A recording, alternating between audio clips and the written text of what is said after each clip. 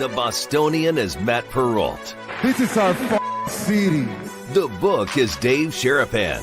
Pay him. Pay that man his money. Together, they are The Bostonian versus The Book. You covered! You covered 12! I covered! Follow the show on Twitter at Boston versus The Book. How do you like them apples? Bringing you the best insight on sports betting news, Matt and Dave's daily picks, and an entertaining and unfiltered dive into the sports betting industry. Here's Dave Sharapan and Matt Perrault. And here we go.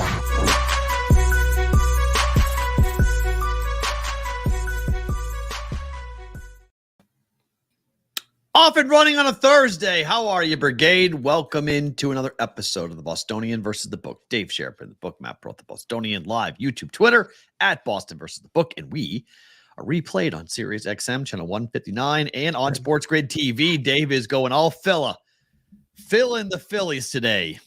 How are you, sir? Happy Thursday.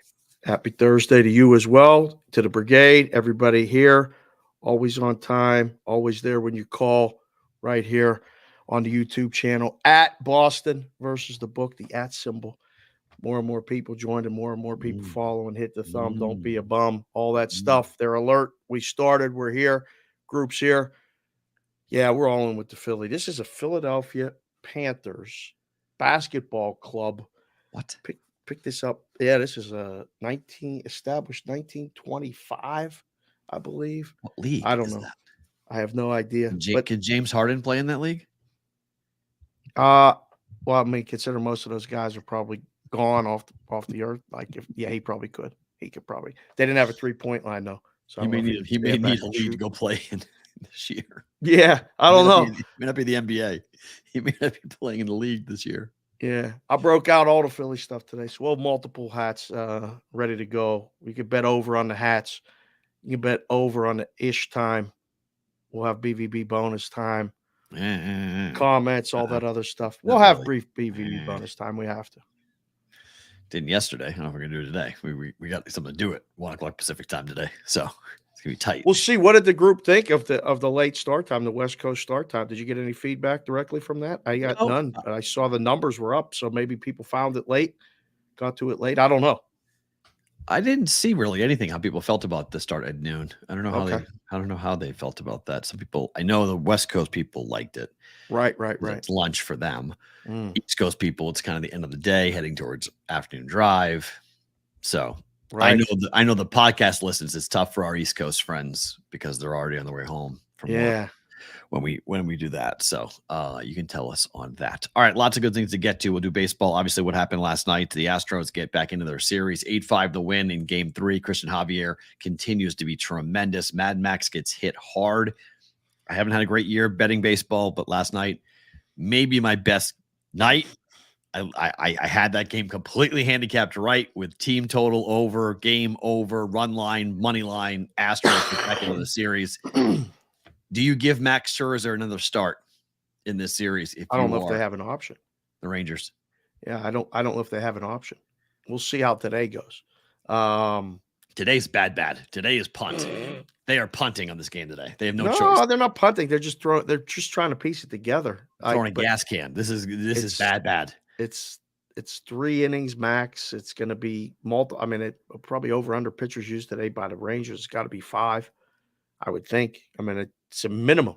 So, yeah, I don't know how this is going to go. They play tomorrow. You got to be careful.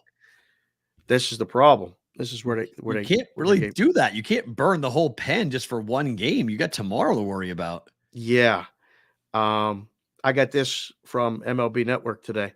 Teams that have won Game 3 of a series after trailing 2-0. Yep. Out of the last 50 times that's happened, how many do you think have won? Down 2-1. I'm going to say down 2-0, and they win Game 3. How many times have they gone on to win the series? 50%. 13 times out of 50. It's 26%. Okay, lower than I thought.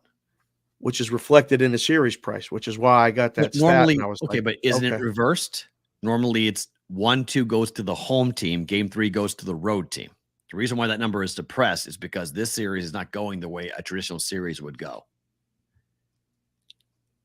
I'm reading the stat directly from them. I'm not saying that's wrong. I'm saying the stat is misinterpreted for this series between the Astros and the Rangers because the road team has won all 3 games. I would love to have seen how many times did the road team win all 3 games in that 50. Right. I doubt that's high. I doubt that's pretty. I bet that's pretty low. Because normally 1-2 would be a 2-0 lead by the team at home, and then the team without home field advantage would win game 3. And then game 4 would dictate really what's going to happen for the rest of the series. This series is wonky because 1-2 went to the Rangers in Houston, and game 3 has gone to the Astros in Dallas. Either way, it's 74% that the team up to. I know, but I don't think that matters. I think in this series, I don't care about that. That doesn't matter. I'm just telling you what the numbers say. That's why the series price. That's why the series price is still minus 220. That was the question. It's down to 185 now. It's plus 185, but minus 220. Yeah. Okay, on the side, right? So it's plus 185. So it was plus 210 at some books last night. Well, yeah, down. You bet Houston to win the series. If you think they're going to win today, you bet Houston to win the series. Better bet. Absolutely. Win the series or win today. I mean, it's one baseball game. You know, you're betting on a multiple item scenario. Yeah. So I don't know. I told you. I still like you take that plus today and they win, you'll be able to get, even money on the other side, and then just work your work. You know, it's going to drop dramatically. Yeah, I like the Astros big today. I think you can bet it almost the same way as yesterday. This is game over. This is team total over. This is run line. This is money line. When Andrew Haney got ripped on September the 1st by this Astros lineup in Dallas. Last 4 games in Dallas, they've scored 14, 13, 12, and 8 runs. I mean, they DraftKings and one of the offshore places on the screen that I look at are at 10. They just said to hell with this. Yeah. I'm putting in at 10. Yeah. We don't need to be bothered with 9.5 over minus 15, minus 20. I mean, that's where it's going. Guys are watching the show. If you're watching the show right now in one of the rooms, I mean, this is just, I don't know how really either team, to be quite honest, because I don't love with the fact that, who the Astros are going to throw out there, but I like the Astros pitching rotation in bullpen more than I like the Rangers. Right. And so, I mean, if I'm the Rangers, I've won 2 games. It's 2-0. Let's make it a best of 3. Don't kill the bullpen. I would leave somebody out there. If it gets away from them, like in the 3rd and the 4th inning, you're wearing it. I don't care if I lose 15-1. I'm not burning the bullpen for game 5. Just popped to my screen a list of pitchers for tomorrow. Verlander, Montgomery, and Wheeler Gallen. I mean, this is so it's game 1. Yeah, it's big game boys. 1. Yeah, big boy game 1's tomorrow. And that's game what 5. you do though, right? If you're the Rangers, you're handing it to the guy who's been your best pitcher in the playoffs in Jordan Montgomery. Go win game 5, guy. Go get it for us. We need it. And we're not gonna we're gonna have our bullpen stacked for game 5 because going back to Houston, you're going back to Houston. Okay, it's they're gonna win one of the next 2 games. This is not going to be a short series, 6 or 7. I think it goes 7. I told you before that was 1. Texas wins game 2, Astros 3, 4, and then game 5 goes to Texas, game 6 goes to Houston, or flip those 2, and we go to a game 7. Sure feels like it. And I can't wait to see who throws. That's why I asked you about Scherzer, because it feels like you would throw Max Scherzer in game 7. But if you're the Rangers, are you really going to trust Max Scherzer to go win a game 7, given what he looked like last night? Depends, up 3-2, down 3-2, right? Well, no, game 7. It's 3-3. I know, but the option would be to throw him on short rest in game 6. Oh my, I could not trust him on short rest. I don't think so either. Yikes. But if you're up 3-2, do you throw him and try to get through 4? And I don't know. It's all very interesting. I can't wait to watch baseball today. We got football games. We got a full slate of hockey. I'll have it on as noise in the background, but 2:00 till 8:00 today, West baseball will be on the TV dominating here. Who do you like tonight? Astros, Rangers. I don't like a side. Okay, just the over. I really don't. I just like over. Yeah, I like Astros. If I got to pick a side, I think it's Astros. But I have no idea what we're going to get from Haney. What if we get the game of his life and they win? Because Dave, what's a game of his life? He's not going more than 4 innings. He hasn't gone more than 4 1/3 all year. He's not going long. Like he's a guy who's going to come in. Alvarez, my goodness, does he even try to throw a strike to Yordan Alvarez? I don't think so. I might walk him with the bases empty. Like that, they have to really strategically try to get through that lineup. Our friend Joe Sheehan, who writes that newsletter, guys, if you like baseball at all, go subscribe to Joe Sheehan's newsletter. It's at joesheehan.com. Tell him you heard about it on the BVB. Writes this great column. Yordan Alvarez's stats, he's one of the best hitters against left-handed pitchers in baseball history. Like what he's doing now in a postseason is unbelievable, but this is what he does. And if I'm Texas, he don't see a strike. We'll take our chances with Bregman. We'll take our chances with somebody else. If they don't figure this out, big trouble. Are you good with his new nickname that Poppy gave him? What is it? Baby Poppy. He told him, he goes, I feel like I'm looking in the mirror when I look at you. I feel like I'm looking in the mirror. What did Yordan say? He loved it. As long as he likes it. It was one of the cooler interviews I've seen in a while because David Ortiz was on one side and Alex Rodriguez was on the other. And one question came from either A-Rod or Poppy in Spanish. And then either A-Rod or Poppy would go ahead and say in English what the question is. Yordan would answer it, and then they would translate it into English for his answer. Oh, okay. It was pretty cool. It was like having 2 interpreters and 2 interviewers with one guy speaking. It was neat. It was a really cool post-game interview last night. I did not see that. I was like, that's pretty neat. It was on the fly. I guess they didn't really plan doing it. It just kind of rolled out that way, but it was cool. Those are a lot of times, those are the best ones, right? Yeah. And David and Ortiz was like, I feel like I'm looking in the mirror with you. Like, how do you prepare and what do you do? And he seemed very calm is the word I would use. He seems very much in the moment. They won the World Series last year, so this shouldn't be like really all that crazy. But like, I don't think that locker room, that clubhouse was nervous down 2-0. They were just like, okay, like it's all right. We just win game 3, win game 4.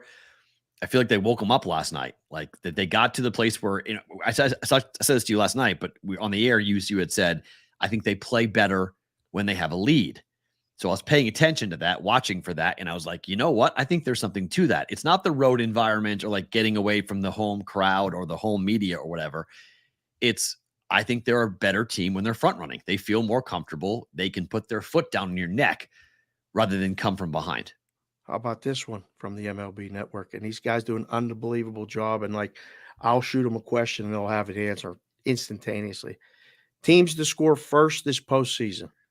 20-7. Oh my. 20-7. All right. So think about that while you're in gaming, if you're watching. It's a big thing right now. And that's bullpen construction.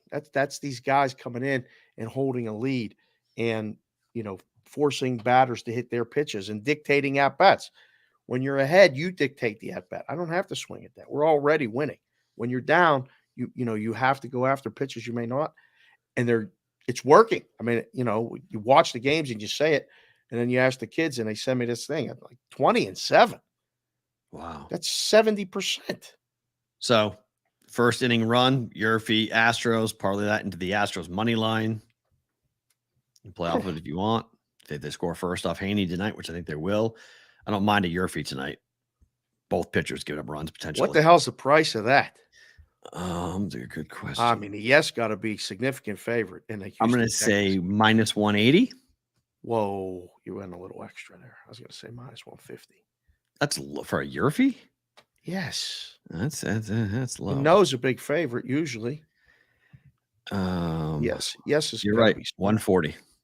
Still got it. 140 over half a run. Total runs is 140. Under is plus 110. You can go over 1.5 runs at plus 180 if you want. Whoa. Multiple runs in the first period. How about that? Man, that's a really gamble right there. A lot of micro markets at DraftKings. Wow, you can do. Will there be the bases loaded? Will there be a double play? Will there be a walk? Will there be an extra base hit? Yeah.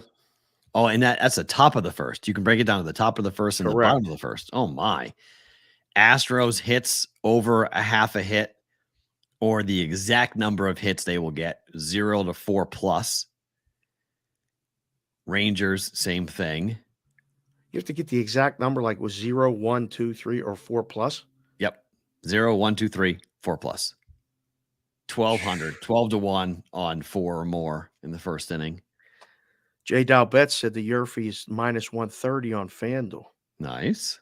Jimmy Jack said he'll take the Nerfie. No run in the first. You like Andrew Haney and Urquidy to go ahead and get 6 outs? Put it in the chat. Will there be a run scored in the first inning of Houston, Texas? Perrault says yes. I'm leaning yes. What do you guys think? Yes or no? First inning run. Yeah, one of the two guys are giving up a run. Wow, 2 of the joints just flipped to Houston a favorite tonight. Yeah, that was coming, right? Yeah. I took even money this morning. It wasn't up last night. I was really frustrated. The books I bet at, nobody was putting up numbers. Everybody went home. I was like, come on, boys. Yeah, they said they Give went it to home.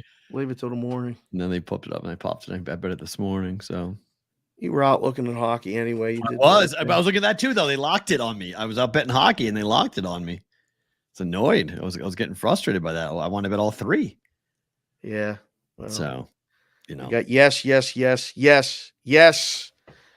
Jimmy Jack is the only one so far that said no. All right, man. Sit on an island. Oftentimes that's a good place to be in betting. Be by yourself. Phillies are minus 125. Arizona Suarez against Fott tonight here in this one. What do you make of Suarez tonight going for Philadelphia? Trust him? How about this from the MLB Network? Ranger Suarez, the Phillies are 5-0 in his postseason starts. Wow. They've never lost a game. They haven't lost a game yet that he started in the postseason. It's a short sample size, but still, 5-5. That's good. Because I tell you what D-backs fans are thinking. Ticket prices are in the toilet. They ain't buying this at all. It's a tough place to get to at 2 o'clock for the start time. They think this thing is over. You can get in to an NLCS game for $15. Welcome to the West Coast. $15, boys, in Arizona. That's Atlanta Braves territory. I've told you that story before. I went to a Braves playoff series. Here we go. I paid $9 a ticket to sit. What year was this? 2000 and it had to be between 01 and 05. You're old. Yeah, between 01 and 05 is when I was at the old stadium. But I paid $9 a ticket to go sit 3 rows up from the field at Atlanta Fulton County Stadium. At Atlanta Fulton, a playoff game. $9 each, $18 a People in the South and out West. I mean, it's still nice outside. It's busy things going on. It's a Thursday. Why do you go to the game? Philadelphia. If I was Philadelphia, I would have flown. If I was a Philly ticket, I wouldn't have paid $4.50 a pop. I would have just bought a plane ticket and gone to game 3 and 4 in Arizona. Gone golfing this morning. Go right down to the game. Yeah. Go out to a nice steak dinner tomorrow morning, another tea time, or go to the spa like the Phoenician or the Desert Ridge, hang out, and go roll down to the game, pregame down there. I love that ballpark. I had so many good times going to baseball games there. I can't believe they're not going, but I can because they had no hope. You think they're dead? Well, the fans obviously do. I would be so geeked up if I was still living there. And like when I went to the games in 2000 and 2001, I was a partial season ticket holder. So I went to 20 games. I'm invested in it. I would be so excited to be like, look, let's just win today. Right. We win today. We got a series. Just win this game. Why can't they beat Ranger Suarez? Fott gives them 3 to 5 innings of good, productive outs. Hand it to that bullpen with a lead or tied. We'll take our chances. We can win this game. Now we got to beat Wheeler tomorrow. But we got Gallen. We got our horse going at home. Home. Yeah. Okay. I don't know why it's so bummed out. I mean, what's that total tomorrow? 7? Ballsy. Yeah. I mean, if we're doing it, if me and you are doing it, why not? Let's make it 7. Yeah. I mean, let's make it 7. 7 over minus 20. Gallen at home is money, and is Wheeler is Wheeler. I mean, Wheeler's been unhittable in the postseason so far. Yeah.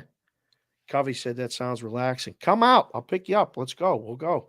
He knows how to do it, right? Well, he can't. He got that little baby. Yeah, get Sorry. the kiddo. Yeah, Get the little get girl. divorced to doing that. Yeah, we can't have that. Going to a game in Arizona. Yeah, I got to fly 5 hours. Good. We had almost World War III here last night. Me and Kylie were getting in the car to go. And Down there? Yeah. Oh. And it set off all kind of bells and whistles. And so we're here still. But Yeah. if the Phillies win today, we might be doing a remote show tomorrow here. All right. I hear you. But we have the tickets. That's the tickets are available. So you want to go to watch Game 4 to watch them clinch? She wants to go watch them clinch. I mean, it's well, cool. there's a possibility we could end up with, one of the, if they stay in town for at least a few hours and they all go out somewhere, we could end up there. Oh, easy. Bryson and stuff. Where, may see them before they go back to Philly. I don't wonder. I mean, they may stay overnight. They might. They don't play for almost a week. Correct. So, I mean, what's the rush? Go have fun. Go out in Arizona. Go parties in the nightlife. You take that town over. You know how many Philly fans are going to be there? If the Phillies win tonight, on top of the fact that there's a lot of Philadelphia people who live in the area, either here in Vegas, in Los Angeles, or in Phoenix itself, that they will go to the game because it's going to cost you $30 to go to the game. You'll have a ton of people just who want to party with the team. It's a party town, man. Just go to Scottsdale or Tempe and go have fun. Just go party. It's not out of the realm of possibility, but they got to win tonight. If they don't win tonight, we got a series because then you come back with Gallen and somehow if they beat Wheeler, listen, the Phillies lost the World Series last year because the Astros beat Wheeler twice in the World Series. It was that simple. They lost the Wheeler starts. He's been, when you look at his numbers historically, I was reading it this morning in Joe's newsletter. He was even blown away. He's like, I had no idea of his postseason success historically, where it ranks. One of the best free agent signings of all time as far as having postseason starts. So Wheeler's the horse. If they can somehow scratch one out today, I mean, the prices on the Diamondbacks are absurd right now. The books have moved everything. Not the out prices, but the exactas with the Diamondbacks are more than they have been since the beginning. Even a price on them to win the NLCS is what? You're getting 600, 6-1, right? Yeah, 640 consensus, 650 at Caesar, 650 at South Point, 650 at Superbook. Yeah. I mean, they're monster dogs to win this series. The interesting thing about of all the things we're talking about in terms of the numbers, it really feels like the Diamondbacks have to score first today. Oh, like it really. They got to score, period. They got shut out in game 2, and game 1 was a landslide as well. Like, they got to score. Score first, just score. Let's get a run in the first or second inning. Let's get something going. If Suarez goes free and easy through the order 1, 2, 3, or nobody on through 3 innings and is now in that rhythm. Oh boy. Right. Oh. Start pressing. Oh, it's ugly. You just need something to pop the balloon. Like there's just such pressure going on right now. You can see it with the at bats and that's why I said in that ballpark, you're not winning at the bank. Like it's too much. But now you're at home and now you have your crowd and your energy. You got to give these fans something to believe in. Give them a lead. Then they can get behind you and they can be loud and they can return the favor. You win game 3, so changes everything. You win game 4, you're guaranteed to go back to Philadelphia, and away we go. Does this game go over as well? It could, but again, the Diamondbacks aren't doing their part. I don't feel like I feel like the other one, if I have to decide between the two, I'm more confident in Houston, Texas going over than this one going over. Yeah, I mean, the trends are way in favor of the ALCS game than it is the NLCS game. Right. Because look, you need, if you're going to get the over, 4 runs, 3 runs today? I mean, I don't know. It's 9. 6-3 final. I mean, it's I don't know how many runs I need. I need runs. Right. And I don't know how many I'm getting from the Diamondbacks, home or not at home. Somebody's hitting a home run today for the Diamondbacks. Okay. Fair. Somebody they were so hot in the last 2 series that it just feels like they ran into into 2 horses.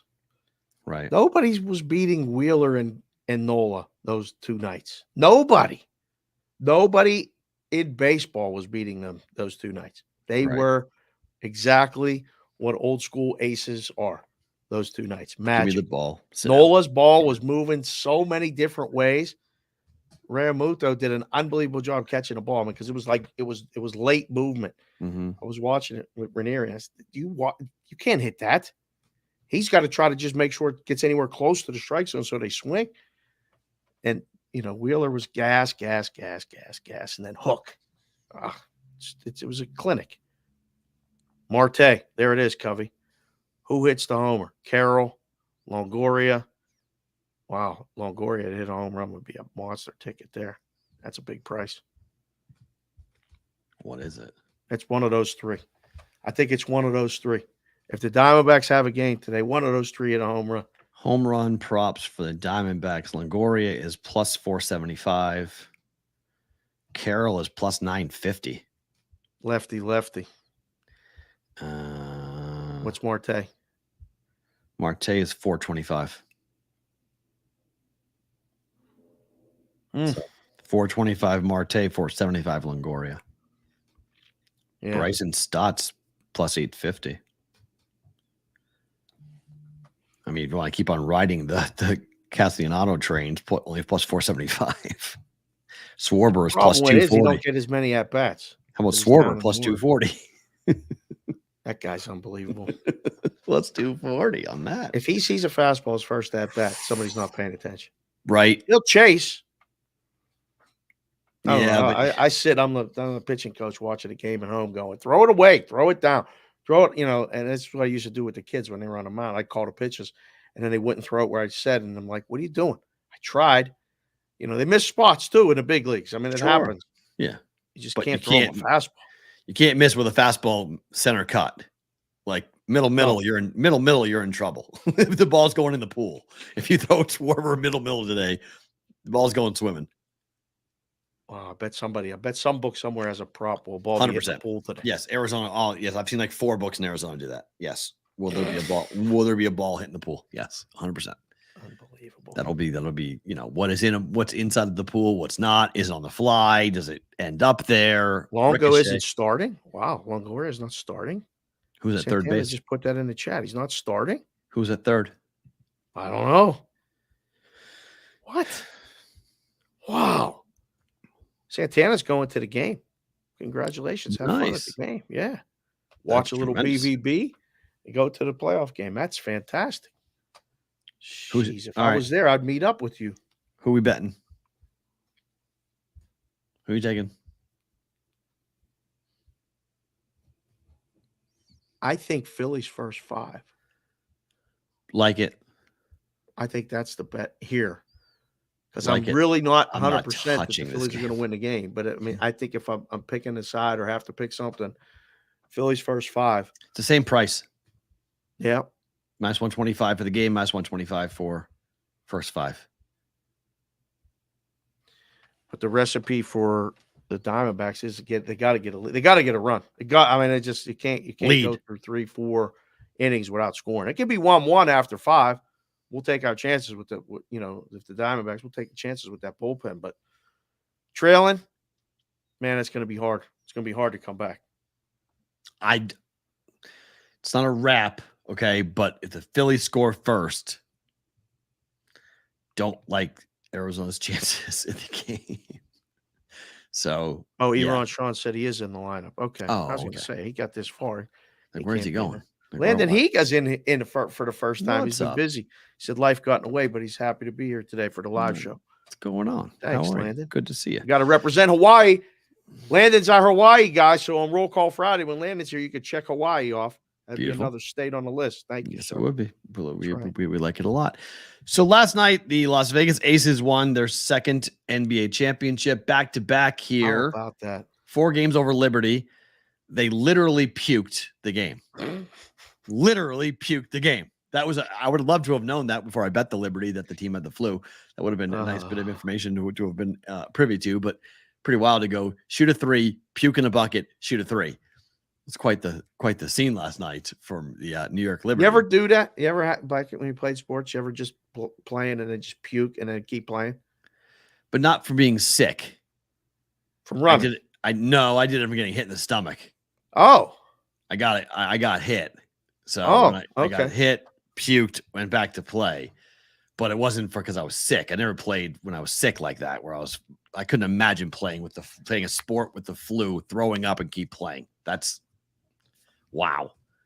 I mean, when we were drinking at the fraternity, it was called a boot and rally. Yes, but that's different. That's getting rid of the boot and rally is absolutely. We do that all the time, right? Exactly. Well, sometimes on purpose. Sometimes I want to puke. Get it out. You feel better. Pull your own trigger. I was introduced to all that when I went to college. I'm like, what am I doing? But it works. It's disgusting, but it's happened. I've did it back in the day, both playing hockey, in between periods, puke, go back out, playing basketball. Just practices. Your coach would just run us, go over and puke, run. Get back on the baseline. Yeah, I've 100% ran till I've been pupuking. Yes, exactly. But that was always never in season though. That was always conditioning, or punishment. Yeah. I mean, I've been ran in soccer. We were run till we puked when we lost a game. I don't know how effective that is.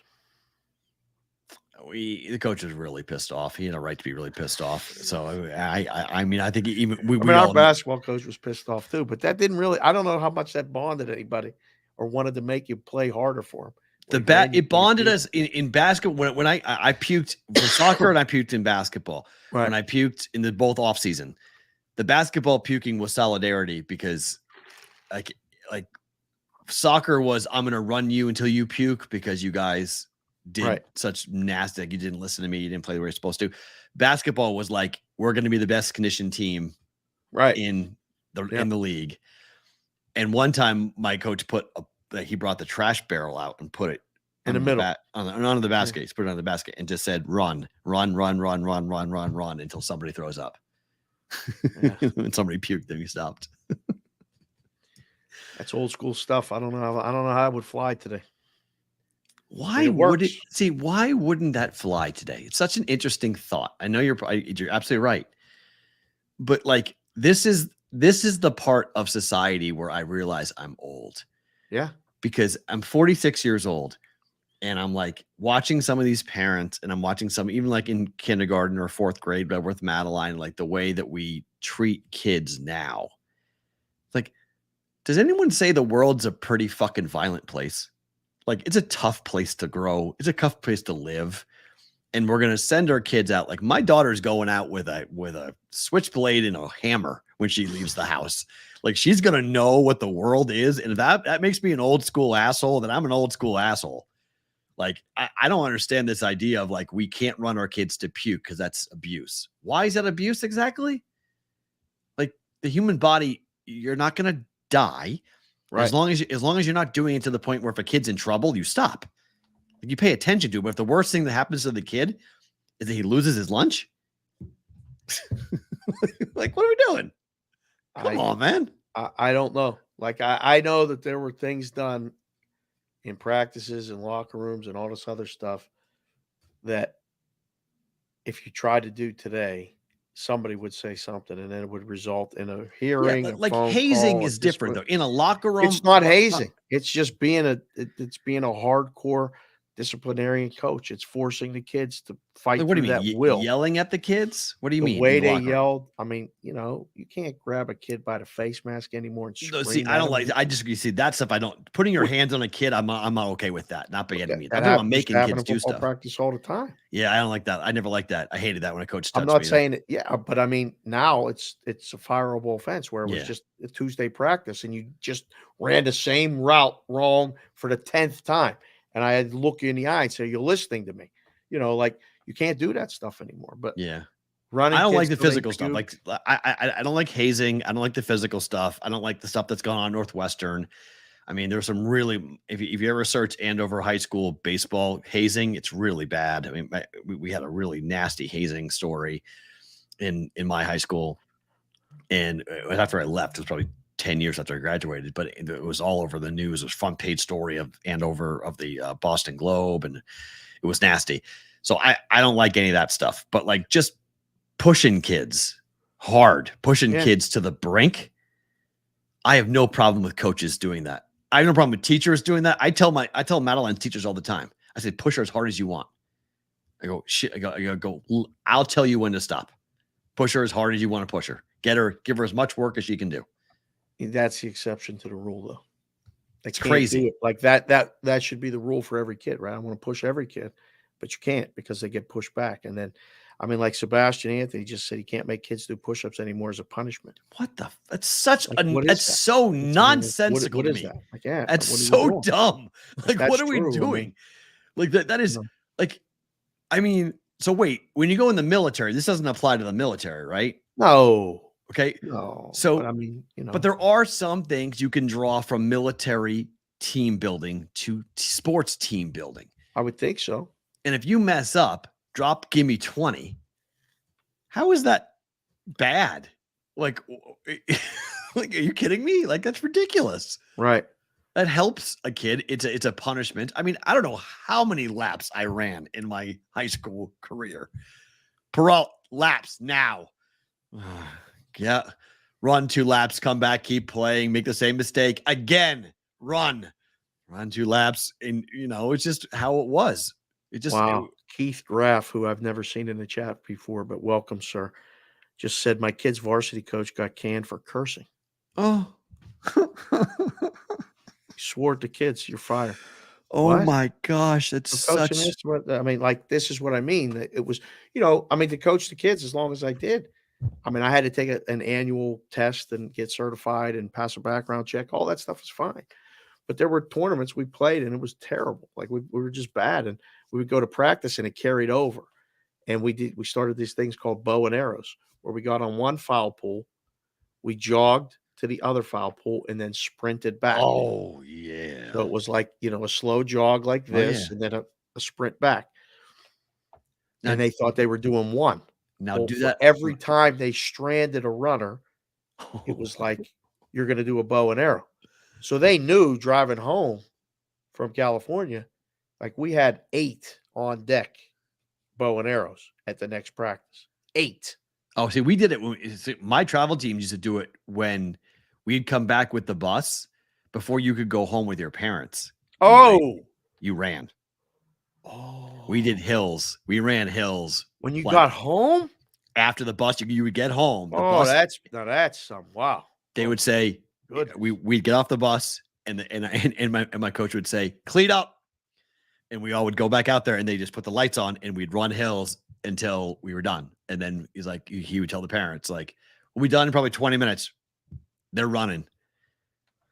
I mean, not to get swore at. You can't swear at kids who are 16, 15. Are you kidding me? That's unbelievably stupid.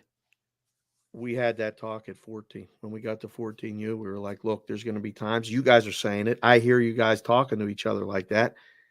If I say something like that, it's going to be said. He said varsity, right? Yeah, that's what he said. I mean, what are we doing? Are you serious? A lot of it. Prezano just said in the chat, he coaches 11-year-old baseball. We have kids do push-ups and run laps. The kids understand it and haven't had any issues with it as a parent. Good. That's great. That's great. When you tell them, look, we're going to do these drills. If you don't do them right, we're going to run a lap. That's almost a deterrent. Like, I don't want to run, so I'm going to do it right. Yeah, like something it was for us. And then if they don't do it right, they get to run a lap and get in better condition, and you do it again. Yes. You don't do it as a constant punishment. You do it as an encouragement to get better. I mean, the worst thing my coach ever did to us was you jog the length of the soccer field, you sprint to the other from pole to pole, from flag to flag. Okay. Yeah. Jog. So you basically, and we would do that repeatedly. Like that, I could run hills all day. I hated it, but I could do it. That was the one that I was like, oh my gosh, that was the worst in the world because you just couldn't. Your body stopped being able to sprint. Your legs gave out. You just stopped being able to physically run because it's like, that's far. That's 90 yards, Right. 50 yards, 90 yards, 50 yards. Like, that's. So you ran hills too. That's why your calves look like that. Oh, of course. I run hills all the time. I run hills now. I love running hills. I love running hills. Oh, That's what we used to do that too. Who asked me here, did I do suicides in ice? Of course. Basketball? Of course, oh, my gosh. I mean, we did it in basketball. We did the suicide where you would do, it was basically, it would be like foul line, half, foul line, full. Foul line and back, half court and back. Yeah. Full. Oh, the far foul line and back, and then full and full. Right. And we did in hockey, goal line to blue line, goal line to red line, goal line to blue line, goal line to goal line and back, each time. I was in 3 rinks yesterday, by the way, speaking of that. I gotta say, this town, I know it was before the Knights got here. Hockey was big because you've seen it more than I have over the growth of hockey. Mm-hmm. But it's pretty damn cool, man. There's awesome. There's a lot of hockey being played in this town. It's fantastic. It's all ages. I mean, it is the number of kids I saw on skates yesterday in the 3 different rinks that I was in. I was like, damn, man, I saw 2 girl games going on. Yep. Like full teams playing against each other, probably 13, 12, 13-year-olds playing against each other. I was like, I'm used to it in New England like that. Right. But in the desert, in Vegas, this is a hockey town, man. This is a pretty cool deal. This is awesome. This is neat. It's really, really cool. It's Love it. The rinks are really fun to be in. The energy in the rink is really cool. So we'll see how long my kid stays in it. But Liberty win back-to-back, like we mentioned. Are the Raiders ever going to win the Super Bowl again? Can you see it? I don't know. Not in current construct. By the way, Tom Brady was declared a part owner on October the 14th of the Vegas Aces. He won the championship last night. I guess it was October 7th, something like that. He won the championship last night. He's already a championship owner. It's pretty good, right? Yeah, it's great. Because Tom needs more rings. So Tom he already has a ring as an owner. He already has a ring. But I don't see the Raiders. I mean, I don't know. You just look at the roster. You look at the ownership. You look at the direction. You look at where we are. Is that the last championship for the Phillies in 1980? No. No, it was 92? 1? 2009. 2009. Okay. When they won that with Ryan. So Howard they've won 1 in my lifetime, or 2 in my lifetime. No, 80, were born in 77. 1980. I was born in 77. And 2009, wasn't there 83? And they beat the Orioles? Okay, so 3 in my lifetime. I think how many championships has the Phillies won, guys? Put it in the chat. Because the Eagles have 1, the Flyers have none. Right? Flyers have 75, 76. Yeah, I wasn't last born Flyers. Yet. So Flyers have none since I've been born. 2008 was the Phillies. And the Sixers was 80 something, right? 83. So they have 1. Okay. Yeah, Philly is what Boston used to be like. That's Philadelphia used to be Boston. Yeah. Spread out, sprinkled once in a while. Yeah, 08 the Phillies beat the Rays. 1980 they beat the Royals, I think it was. Yep, that sounds right. And then 09 the Yankees beat the Phillies. That's right. Damn it. 1980 and 2008. That's it. So we know we know what we're watching tonight. We're not watching this, but we'll talk about it. We are not watching this, but yeah. Is this so? Put the graphic back up there. Hold on. There's one bet in the game. That's it, right? There is, but I don't know. What? Hold on. You want to go over? No, I do not. But the number's moving up. So let it move up and take under. 15 of the last 16 games involving the Saints have gone under. Total has ticked up to 40 and a half somewhere in some places. It was 38. It was 38 and a half, 39 and a half to bring in the book. I mean, I bet the under. That's all I bet. This is like a bet it and forget it. This is not a bet. This is not a bet I'm following, tracking, watching. Like I don't have much of an interest in this game. In case you are curious, yes, Trevor Lawrence is expected to start in this game tonight. And the line's going up? The total's going up, yeah. Not the line. But the Saints are 2. Oh, it's 2.5 this It's morning. 2.5 at Superbook at South Point. I mean, Yeah, is it's he, 2.5 is he some books. playing? It's Right. so weird. I mean, I think the thought process is that New Orleans defense is going to take care of business at home. But I mean, let's see if I can find this from Put yesterday. wherever you're at, where you see the line for this game tonight, because I think this is a wide ranging 1.5 to 2.5 type number on the Saints, wherever all over the place. Because I Somebody think back sent east, it's 1.5 in a lot of places. somebody sent us something yesterday about the lack of offense in the NFL so far and how historically bad it's been. You put the tweet up on the thing. Oh, that was the lines. That was the lines. I sent you that. Yeah. This is scoring.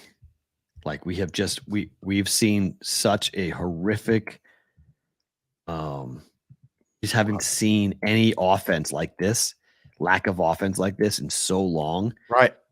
And it's not like, yeah, okay, here it is. It's from Warren Sharp. If the NFL feels different this year, it's because it is. It's not as exciting. Fewest touchdowns since 2010. Not as explosive. Lowest percentage since 2009.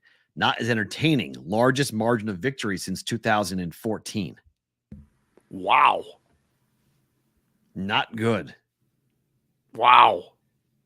I mean, average points in the NFL in weeks 1 to 6. It's gone from 48.3 in 2018, 44.7 in 2019, 50.8 in 2020, 47.8 in 2021, and 43.3 and 43.4 the last 2 years early on. Odds makers have averaged the lowest total since 2011 for games. 61.5% of games have gone under. That's the highest since 1991. And they keep making the number lower. Passing touchdowns through 186 games played, 25% drop since 2018. 328 in 2018, 245 in 2023. Average margin. We were talking about it in general terms a few days ago. Mm-hmm. Somebody just put it in the chat. E did. What's up, E? The lowest. He thinks it's the lowest percentage in the red zone in years too. It's a problem. I mean, you can't get in the end zone when you're in the red zone. And the average margin of victory is up. It's 12.1. That's right. The highest it's been. In 2018, it was 10.5. I mean, the 20-plus yardage gain rate, weeks 1 to 6, 5.6% of the time. That's the lowest since 2009. We have not had an explosive play. We have not had an explosive play rate this low since the changes came to the rules in 2010. I mean, it's all to be combined. I mean, it's the quarterbacks, it's the lack of time, it's the defenses totally adjusting to whatever the offenses are doing and knowing. I swear, I think the offenses, the defenses know what the offenses are doing more often than not. Sack rate is 7.2%. That's the highest it's been since 2000. Yeah, 23 years. Way more. And we're passing way more, and we're also getting sacked. They're not passing. It's not even working, and they keep doing it. I mean, it's these numbers are bad. These games are not entertaining. Football Guy 97 asked a good question in the chat. What is the average penalties per game? Do you feel like flags are up? Well, the ineligible man downfield penalties. Weeks 1 to week 6, last year 39, this year 24, but both of those are the highest going back to 2016. Defensive offsides, neutral zone penalties, weeks 1 to week 6, that's gone. Last year was only 68. This year is 91. It's up dramatically this year from last year. Huh. So yeah, there are more flags being thrown on the defense. Red zone scoring's down because teams are going away from the emphasis on the ground game. Konowinski said that. Roger Long said the coaches are turning down chip shots and coming up dry. There's a lot of drives ending on downs. Down. Yeah. Right? I mean, when you're on the 30 now, they're going for it instead of kicking a 47-yard field goal. And field goal misses are as well. I think scoring is down for so many different reasons combined. And we asked on Monday when we talked, does the NFL have a problem with the product? They do. I mean, right now they do. In prime time, they do in particular. Because if this game is like 17-13, like I think it's going to be, and I think this is going to be really low scoring and really boring and really not fun. And there's nothing much the league can do at the moment. But I mean, the lack of quality quarterback play is significant. I saw something this morning. I got, again, don't quote me. This might be wrong, but I saw it. There are 40 quarterbacks playing in college football in their 6th year of eligibility. Did you say 44? 40. 40. There are 40 players, 40 quarterbacks who are on FBS rosters right now. They're playing in their 6th year of eligibility. Because of the COVID thing. Because of COVID. The kids stayed in school. It jacked up so many sports. I mean, like, so maybe is this I coached, man? Is this the problem for the NFL? Is this the COVID because the quarterback play is not up to snuff? Like guys like Sam Hartman would be in a roster. Would be playing NFL football. He might not be starting, but he'd be in the league. But now he's on Notre Dame for his 6th year. That's a lot. It's a lot. So, like, I'd be very curious. Maybe we see like in a couple of years, quarterback play jump up because a lot of these kids get opportunities because they've been playing football. They played a lot of football, played a lot of college football. It's not just them though. Like it's the whole game. It's the whole thing. There's more. It's quarterback play, yes, but there's more to it. Wow, I didn't realize that's a lot of kids. I saw that. I was like, wait, what?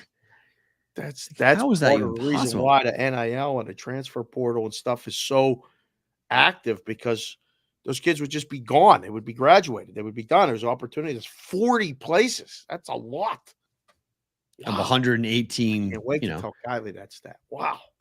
So there's a lot of kids who are hanging around with eligibility that they don't need to go anywhere. They got an extra 2 years, some of them. You redshirt, you transfer, you sit. Right.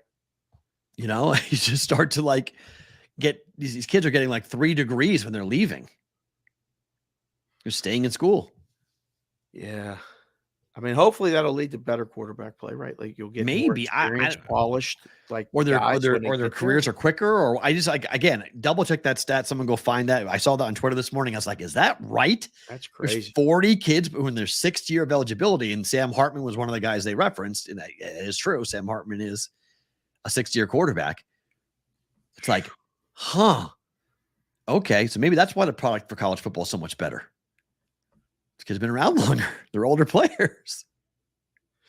It's ironic though that the reverse has happened in the NBA where they leave. If they stay, remember how good the college game used to be? It's still college game's pretty good though. The transfer portal, the transfer portal has caused issues, but college basketball is pretty good. I mean, it's. Oh, it is. No. Pretty good. I love it. I'm a big fan still. Like people that are into it, it's great. But you knew the teams, you knew the coaches, you knew the players that came back. They at least played 2-3 years. Now it's a lot of like you got to watch and learn by the time. The transfer portal has changed everything. I mean, the amount of the instant eligibility, transfer and not sit. That issue has been quite significant. I mean, that's big to have that. So like, there's a lot of things that have gone on with that. That's there. So. Jacksonville Road Dogs total is 40.5 now, pretty much painted. DraftKings still at 40. Everybody else is at 40.5, basically opened up at 42.5. So we'll see if we get another primetime under. Ask the chat. New Orleans -2, we'll call it. You got Saints or Jacksonville? You guys tell us what you got. If you got anything. Perrault's got the Jacksonville hat on. You're going with Jacksonville? I don't like the Saints. But I'm not betting it. I just bet the under. Speaking of unders, Vegas is at the Bears. Correct that. It's 2. It's 2.5. I forgot to text you. What is? The Vegas is -2.5. Yeah. Oh, thank you. Hold on. Let me pull it up. It's already have a 2.5 on this? Yeah, Vegas. It's literally moving right now. Okay. And the total's plunging down. 38 still, right, though? Oh, 37. Wow. Literally while we're talking. 30. Or just lit up. Is there weather concerns? I have no idea. Just literally watching right now the board is entire. It's amazing.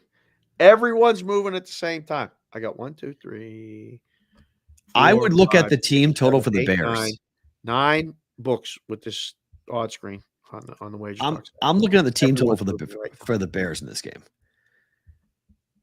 I don't think the Raiders' defense is any good. Oh, Garoppolo's out. That's why.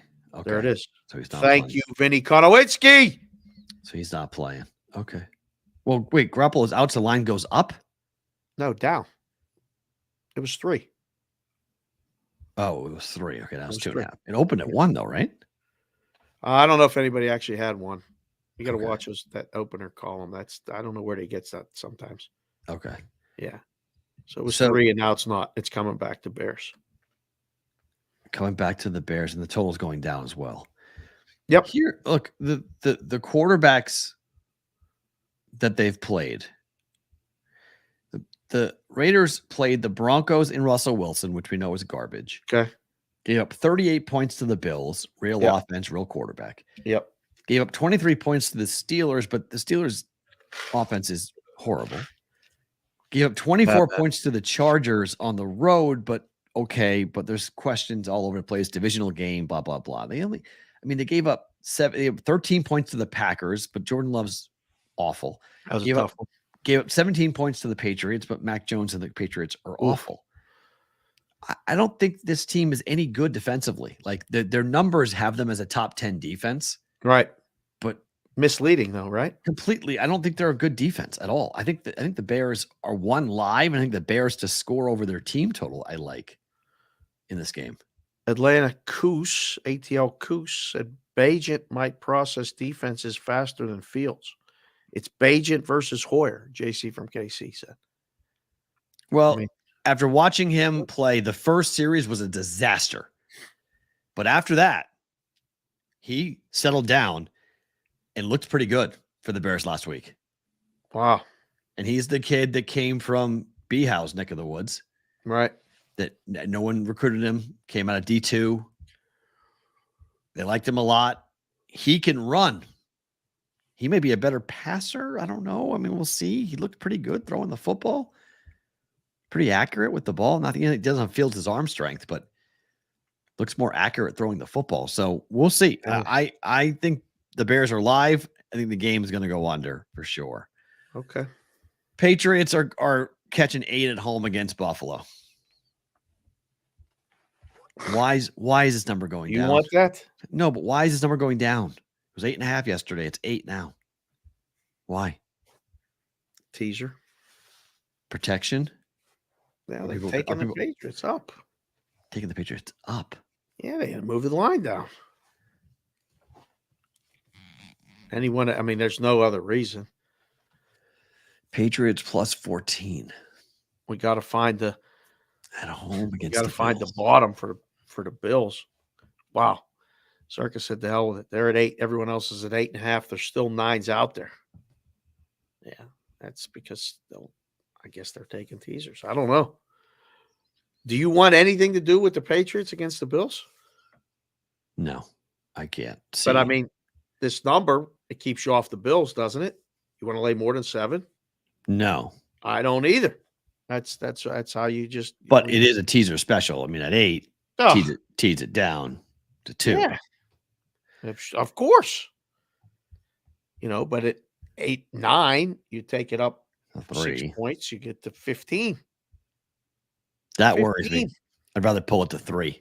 At 9, I'd rather pull it down to 3 and take the Bills there. We didn't even get more than 3 people to vote on the Saints and the Jags game. That's how disinterested. We got all these people in there watching it, and nobody even voted. I can't. I mean, it's a really hard game. Voted Stephaниeville. Giants don't play till Sunday, Akbar. That's great. Stephanie. I'm trying everything I can. We're going to have her back on the show. I'm going to let you know specifically when. Yeah. You can come in and introduce yourself. I might be on her show tomorrow. I don't know. We'll see. We'll see how that's going to go. We're trying to figure out times to go on her show to do something with that. But I don't know. Just sent me a text. He said he did his games in high school. He covered them. His dad's a 20-time world arm wrestling champ. He's a beast. His dad. I keep on talking about on the broadcast, but it's like, yeah, dad's a beast, but did help play football at all? Like, I don't care what his dad did. Like, can the kid play? I thought he played much better after he calmed down. I'll fall for the Bears again. I mean, I wouldn't lay it. I wouldn't lay it with the Raiders. If I'm going to force to pick this game, if I'm in a contest and I got to pick this game, I'm taking the points. Is a team total out yet for this? I don't think it is yet. But now with all these questions, no. Because team total for the Bears is what I want to look at. Because total's 38. So if I can get something below 17 and go over. Yeah, take team total for the 17. Oh, 17 and a half. Bastards.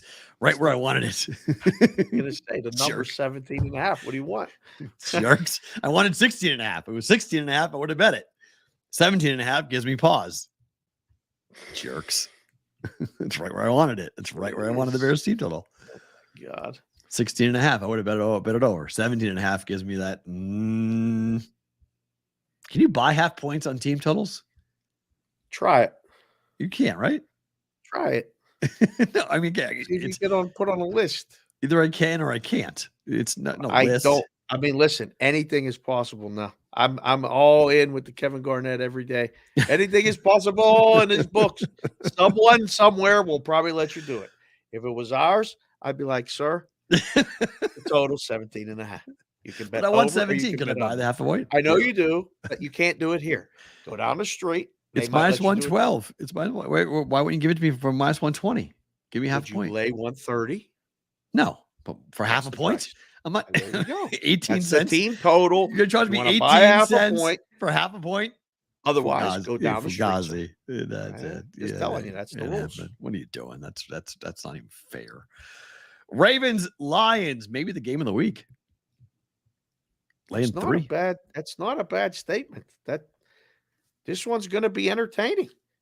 It should be. How good are the Lions? Here comes we will find out. Another test. 5-1 Lions. Dogs. Fell for the Tampa last week. I'm going to fall for the Ravens this week. They're going to win back-to-back road games down in Tampa and then come up to Baltimore and win. Be impressive, right? Come on, bro. I'm with you. But I mean, 6-1. They go to it. That would be like, whoa, okay. I mean, they would. I'll say this: if the Lions win this game, I will entertain the idea that they're the best team in the league.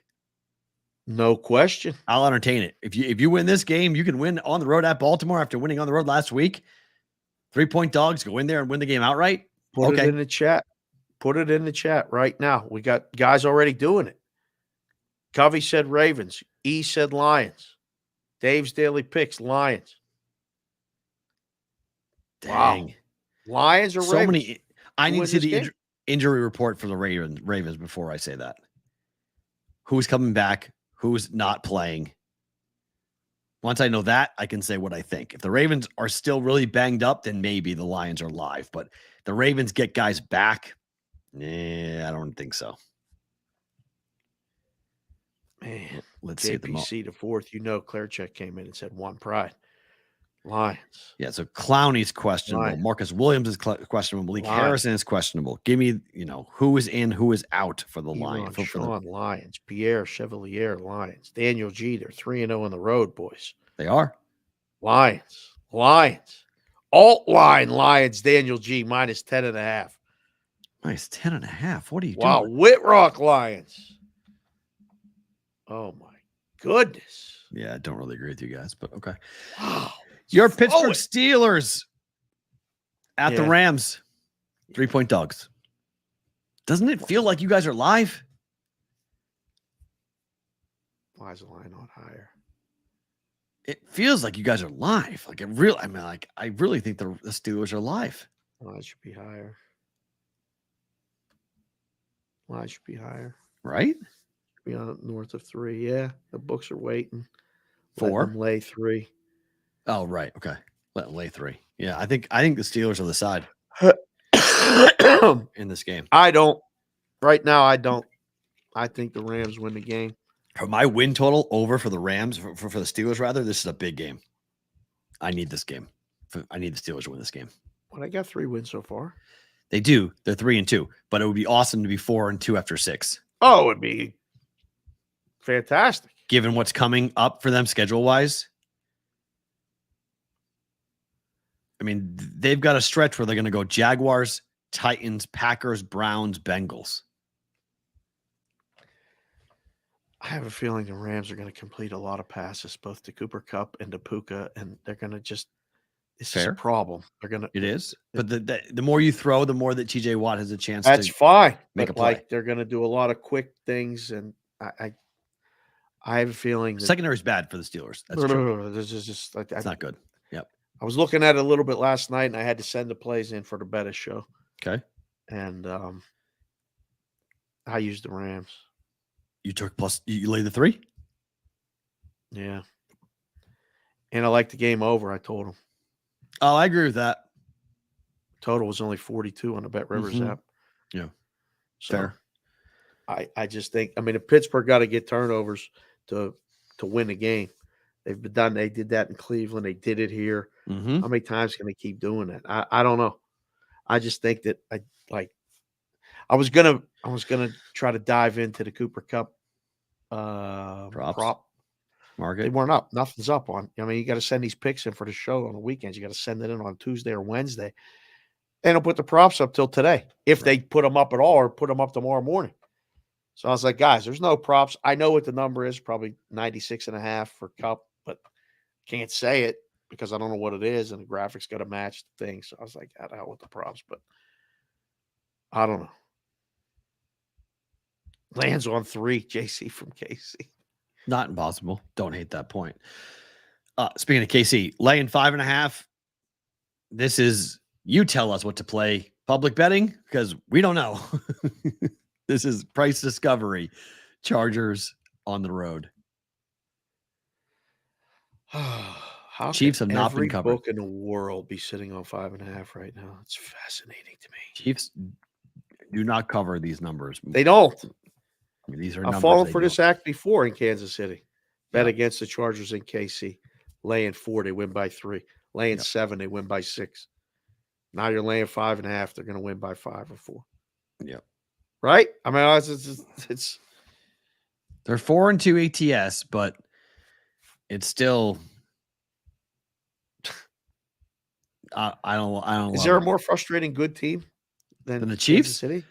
As far as point spread wagering? Yeah, they've become Patriot-esque in that way.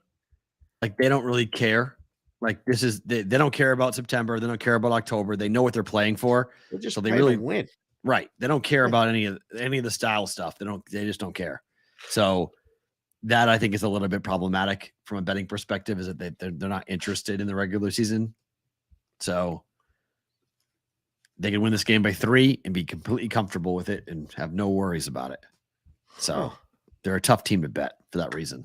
Tough over to bet too, because they don't. Right now, their offense is not scoring a ton of points. Numbers coming down. It's a divisional game. I mean, I get it. I get why.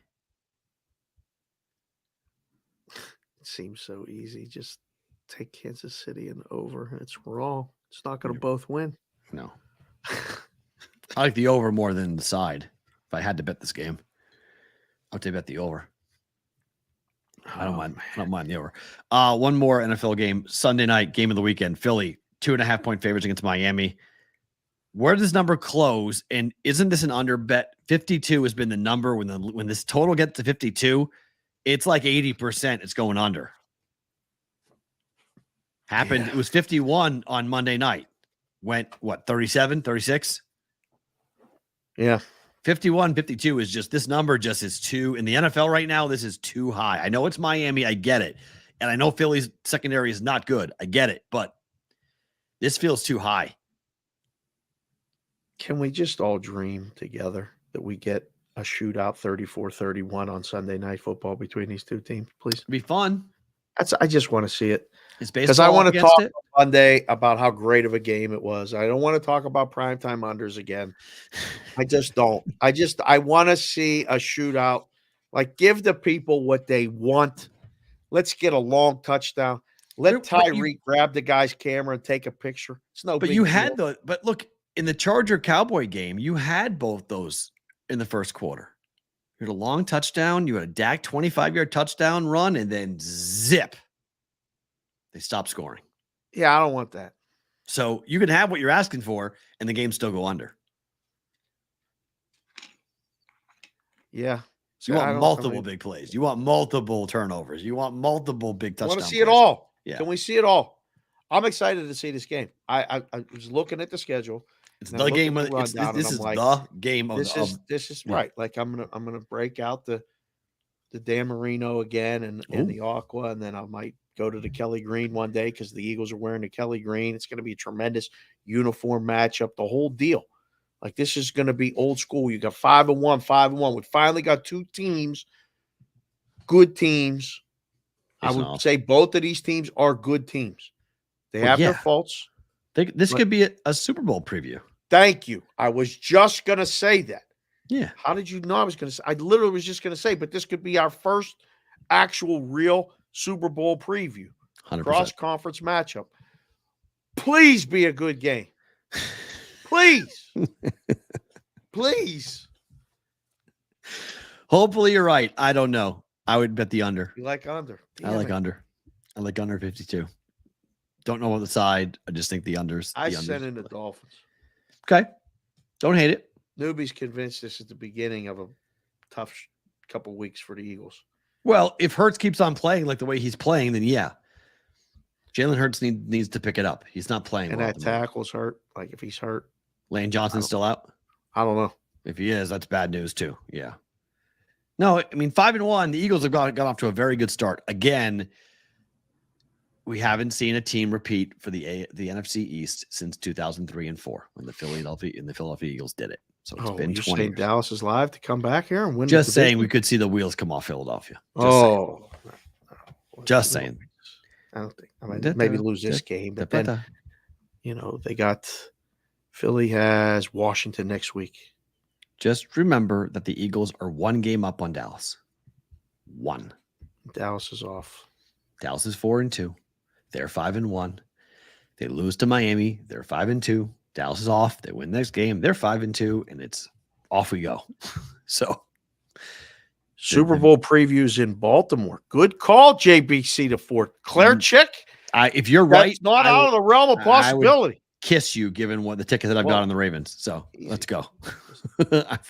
Joe don't know you that well. It'd be phenomenal if you get Joe to Vegas. You were right. Got to get to the 313 and meet Claire Chick. Get me Ravens to the Super Bowl here in Vegas, and I'm a happy camper. You will be completely insufferable. I am a happy camper. I am a happy camper if that winds up happening. If Michigan makes the college football playoff, dear God, Pittsburgh and Penn State both go over their win totals. Holy crap! And the Ravens make the Super Bowl. All of which are very live still I'm right now. You're going to cash all them futures. I am a very happy person. I am very happy with the way things are rolling if that ends up happening. Chris Covey, Super Bowl previews in LA. No, it's not. Steelers, Rams. No, it's not. Yeah, sorry. No. Do you remember that Super Bowl? You were too young. Steelers, Rams. Vince Ferragamo. What year? It was played in 1980. Oh God, it was 3. No, not even. Not even. You could ask me 1,000 times what year that took place. I would never be able to get to that. 80. Okay. Yeah. Rams were up at halftime. Steelers came back. Terry Bradshaw, John Stallworth, Nolan Cromwell missed it right by his hand. Touchdown. I remember running. Let me tell you my John Stallworth stories. John Stallworth and you know him? I worked with him for years. I worked with him a ton in Alabama. You did? Yeah, in Huntsville. Yeah. Like, would he know you if you saw him? Probably not now, but back when I was working in the market, yeah. Really? Yeah. That was. You did shows with him? Yeah. Yeah. Wasn't much of a talker, was he? The John Stallworth Foundation. It's based in Huntsville, Alabama. Okay. Yeah. So he was around. Come on the shows? Yeah. He was around all the time. Super nice guy. Super nice guy. You know, a guy. Quiet, though. I mean, look, when I was talking to him, I was 22. So you were probably not even that. I had no idea who he was, really. I knew of John Stallworth, but I had no clue like who John Stallworth was. Like that guy they brought in the Super Bowl, that safety for the Cowboys. And they bring him around. We didn't know who he was. We did a quick research thing. Like, you remember when we did that? Oh, but yeah, we lit him up. I asked him fly. a couple questions about that Super Bowl. He went nuts. He got all excited to talk about it. Yep. Yeah. Just get those guys talking about anything they did in playing days. It usually opens them up. Yeah, come like that. All right, hockey tonight. Vancouver's at Tampa. Tampa is 1-3. I'm on the under 96.5 point total for Tampa, so I'm loving their start. Vancouver was very good on the road to the over last year, but Vancouver already is a little bit of a weird team as when we started. A little wonky. Tampa Bay is 2-1-1 to the over this year. Yep. And Vancouver is not, but where is Vancouver on this list? They were the number one team on the road last year. Vancouver is very much middle of the pack. They're 1-1-1. Under. Yeah, they were under against Philly last 1-1-1. Total 6.5 on this one. Like the home favorite?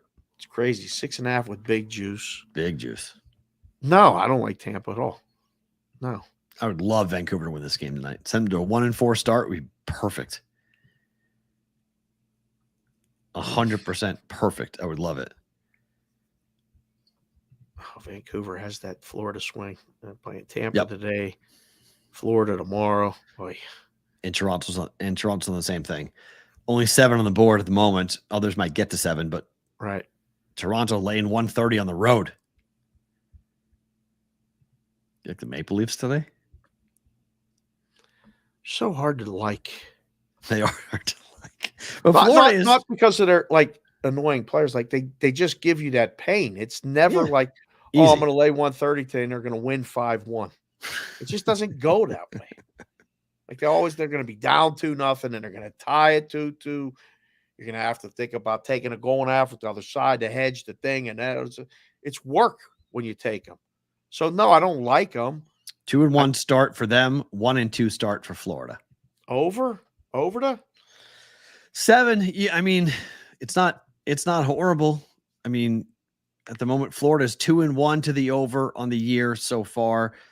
Toronto so far this year, they are, where are they? Also 2-1, right? Yep, 2-1. Yep, also 2-1 to the over. Both of them are 2-1 to the over. So Yeah, maybe 7. It might land on 7. It might, but that's the only play.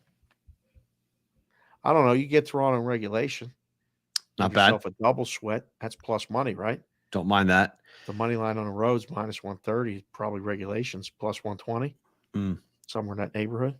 Oilers are $2 favorites at Philadelphia. This feels like it's going to get to 7, right? Yeah. Are we there yet? Only DraftKings is at 7 because DraftKings does not like the totals they're getting hit with in hockey. They're their first ones to go to 7 almost every night now. Well, I mean, our guys down in Circa 6.5 over 40, South Point 6.5 over 40. That's the last number. Like if you go over 45, you're just telling everybody we don't just put a close sign up. Right. We're just not taking no more total bets in here. Yeah. Unless you want to come bet under.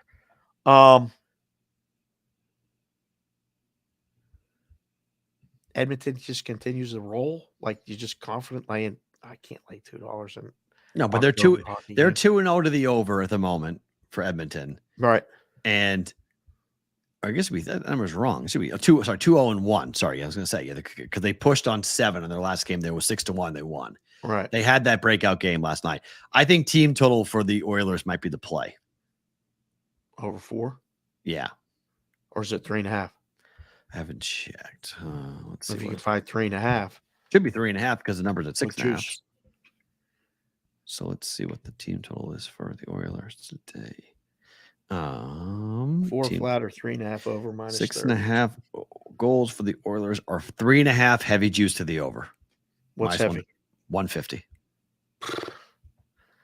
Just put up 4 flat. Let's keep it fair, please. What are we doing? That'd be tough. I mean, come to the counter. Yeah, I want to bet over Oilers team total. Somebody from like red tier or, somewhere up there. Right. Alberta, come down to Vegas. Just want to bet the Oilers. I'm going to watch the Oilers today, 4:30. Can you put it on this TV? Yeah. I want to bet the team total over. Oh, what is it, sir? 3.5. All right, I want to win $20. Okay, you got to give me 150. You got to give me. So 15 to win 10, $30. Yep. I want to win 20. Yeah, that's right. 30 to win 20. On a team total, I'm good. Right. Thank you very much. Can I have a drink Appreciate ticket? I give him 2 just for effort. I would drink ticket. 2 more games here. Vegas is going to see an old friend tonight in Winnipeg. Brossois, Laurent Brossois will start in net tonight. Your Perrault French is pretty good when you decide to go that route. I like it. Yeah, we try with my French Canadian New England roots. This is interesting. Okay, so I swore on my life that when we woke up this morning that FanDuel would be at 6. They are not. FanDuel's at 6.5 minus 134 still. Yeah. The rest of the world is at 6. No. 6.5 at Circa. Interesting. Superbook 6. South Point 6. DraftKings 6. Caesars 6. Offshores all 6. Mm-hmm. Yep. We're expecting a high scoring game in this one. Winnipeg's giving up goals. They're throwing their back because of Hellebuck. Hellebuck's broken. They don't want to play that way. Hellebuck is broken now. He's not playing. This is having Brossois up against his former team. Hill's giving up 2 goals tonight. Right. You're telling me I'm getting 5 goals behind Brossois with the Golden Knights, the team that let him go, that replaced him with Hill? Come on, bro. What are we doing? 5-2 final? Ain't happening. Kind of a gut check for Winnipeg early. A little bit. I mean, this is Vegas everybody takes their shots at the champ. They're 4-0 on the under so far this year. Yeah, they better keep it under to have a shot Vegas? winning the game. No, Winnipeg. Yes. No, Vegas is 4-0 to the under. Winnipeg's not. Winnipeg is. It's the only way the Jets are winning tonight. Fair. I'll give you that. They are get a good performance and win 3-2. They're 2-1 to the over because of the fact that their goalie can't stop giving up goals. Hellebuck is broken. Logan Thompson for Vegas tonight, sir. It's not Hill. I'm okay with that too. I'm okay with Logan Thompson. So it's his first start. I'm okay with that. Wow, the backups they got replaced by Aiden Hill. That's wild. Logan Thompson and Laurent Brossois going up against each other. 2 guys who were on Vegas's team that were backing up Hill last year. That's great. Wow. Still like it. I still like 6.5. Under 6.5.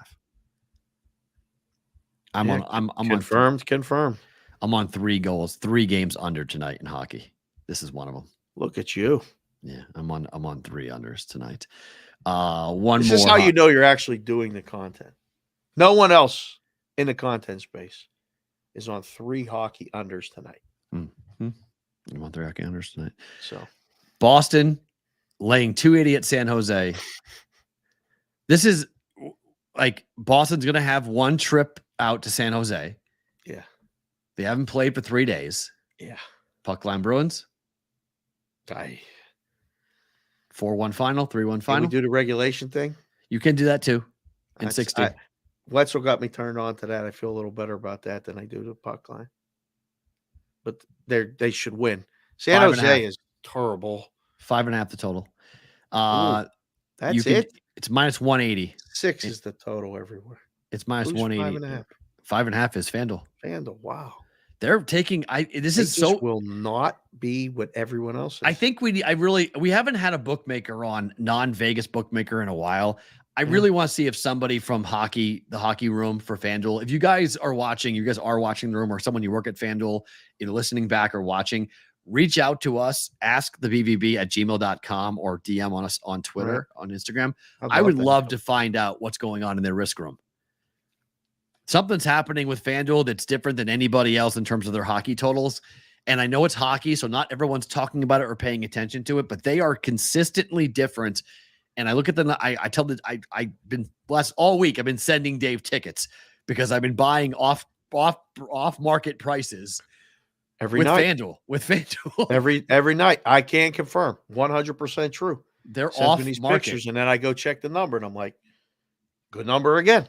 So far, it's worked. Every time you've gotten it's the hit. shade, you've gotten home with the ticket. So I don't know what's going on exactly at FanDuel, but I would love probably to ask. Try to cancel the show. Forget about trying to book somebody on. I'm probably just watching the show. Probably no more BVB.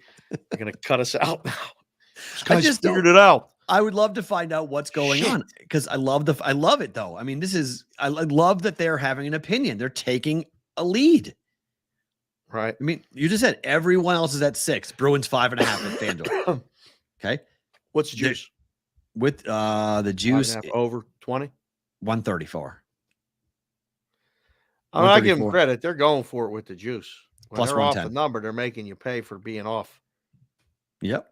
But isn't that it's taking a position, right? I mean, and they're big on the half. I mean, they right. just don't want to be on a whole number. Right. It's a definite concerted decision to not be on a whole number. They do it all the time, for better or for worse. So yeah, I'd love to hear it. I would love to. Yeah, I think what they're doing is I love it. It's great. FanDuel it's and we can bet it here because of Boyd here in Vegas. It's great. They're not FanDuel. Yeah, I got to go get that checked out. I got to go up there. Boyd is because that'll be fun. I don't want the app though. What's that? I don't want the app. Well, I know that's. I mean, I don't want an account. I want to give everybody everything. We'll do that in bonus time. Tell them exactly what we're doing. Got to stay the whole time. I don't want that.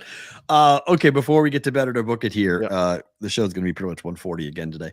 We got 20 minutes to wrap here. All right. The American Gaming Association is out now asking the federal government for a 2011 Black Friday repeat event for the offshore sports books. Yeah. Where were you in 2011? I'm guessing you were back here though, right? You weren't down there still, right? No, I was here. Okay, you're here. But I'm assuming you had a lot of friends who were involved in the poker 2011 Black Friday situation, right? 2011 is when the feds walked in the book at the M and did everything. Okay. That was all kind of interrelated. Well, 2011 was a challenging year. 2000. I remember when I was working in Huntsville, Alabama, was the first time the federal government shut off the ability for credit cards to be processed with offshore books. 2 of my biggest accounts were offshore sports books, and literally they stopped payment on their advertising that day. And I was like, wait, like we can't process American Express. At that time, I think there were 3 major credit card companies. It was American Express, Visa, MasterCard. That's it. That's all there was. And so they said you no longer can process, will not allow you to use your credit card. This is before debit cards became a big thing. So everyone bet with credit cards. We can't take credit cards anymore over the phone, or when you filled out the whole thing and mailed it in, like with the paper. It's yes, kids. We had fax. We had fax. Yeah, fax. Yeah.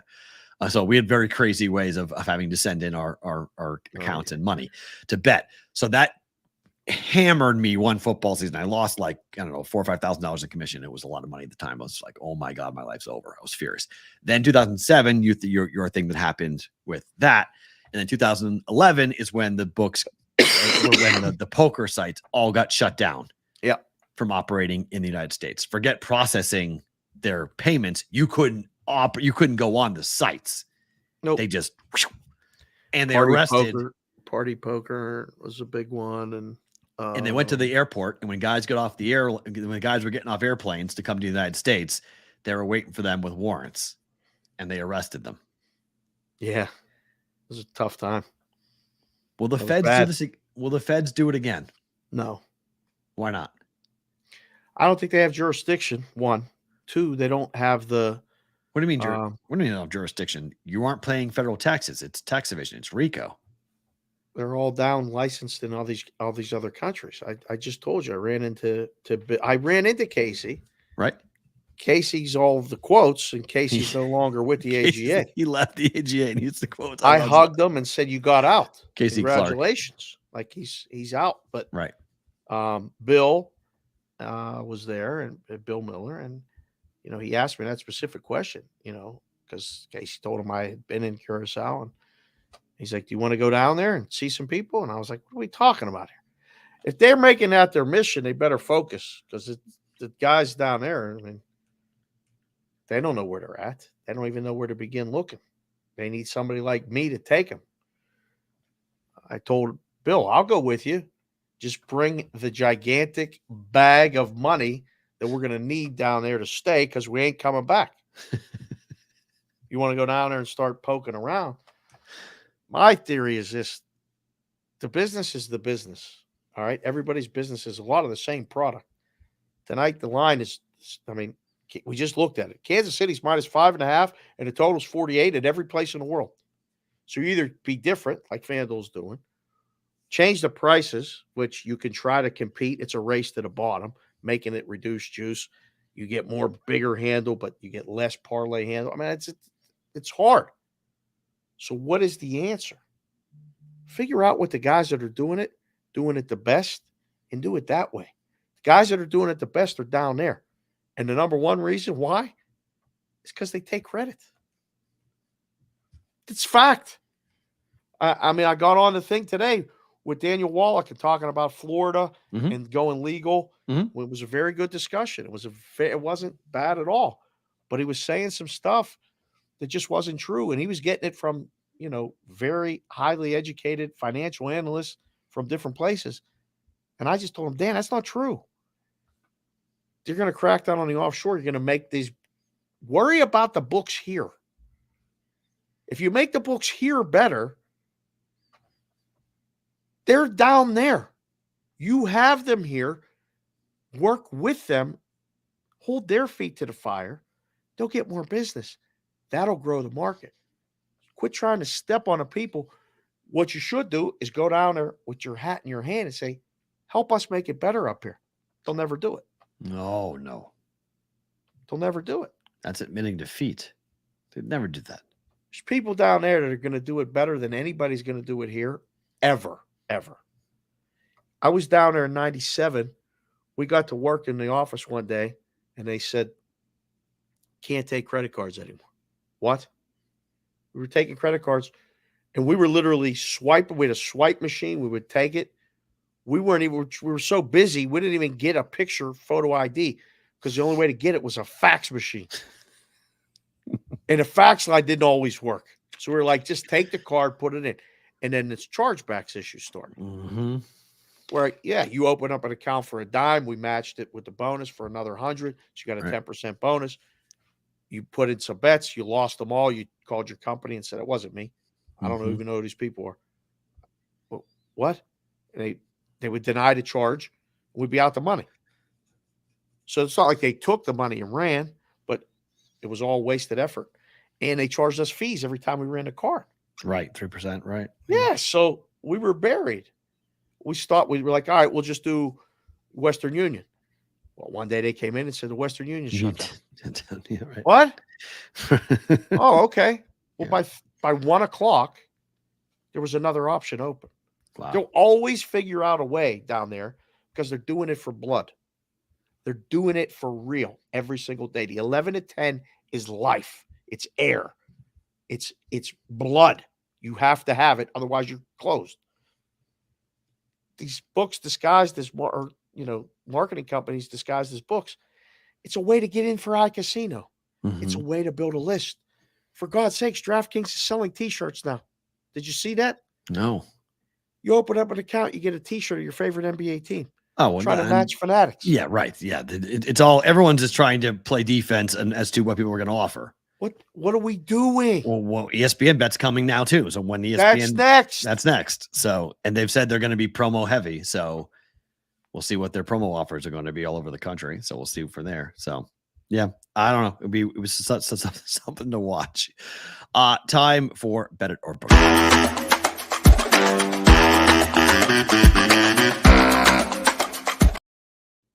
These numbers are not available, so just FYI, when you say, Matt, where is this available? It's not. Under 6.5, St. Louis, Arizona. Good number, Perrault. And weeks without little B, little Bostonian, you're making those night trips pretty worthwhile.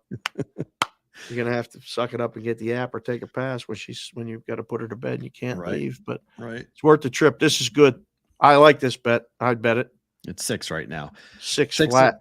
Under 6.5. Vegas, Winnipeg. I'm stunned that the number. I'm okay with the goalie change too. I'm okay with Thompson. I'm okay with Brossois. I like when the backups play. And if Winnipeg is going to win, if Winnipeg's going to win, they got to go under. They're not getting into a shootout with Vegas. 1-1-1-2 goals given up so far by Hill and by Vegas. And as we know, Vegas can interchange their goaltenders because they had 5 last year and won the cup. So it's the style of play more than the goalie. Correct. Under. I like this one too. Under Chicago, Colorado, 6.5. Chicago is the number one, tied for being the number one team to the under this year. I know. But I like it. Colorado. They are 2-1 to the under on the year. Line's only -120 for a reason. Yeah, I like it. These guys are watching the show. They just moved it to 6.5 under -20 because you said it. How about that? All right, I'll buy it. Under. I like it under. Under train continues with Jags Saints. I like no offense tonight. What a theme today. We're just going under everything. Under everything. Defense. Except baseball. Bring all these together. My God, it'd be a boring night, but a good winner if this happens. You're in. I like under again. It's hard. Yes, I mean, look, this game, as I said on the Juice last night, I'm not watching it. Bet it. I'll come back and see what the score is. I'm watching hockey and watching baseball. There's far better things on TV tonight to watch in this football game. Right. I don't have a big interest. Sorry, Emerson. I love you. I love you dearly. Do you know any other Jags fans? Seriously. One. She works in Boston too. I know two Jag fans. They both live in Boston. Emerson's wife or something? Or no, someone totally related. No, she works for. She works in Boston. Yep, she works for Nesson and she works for 98.5 now.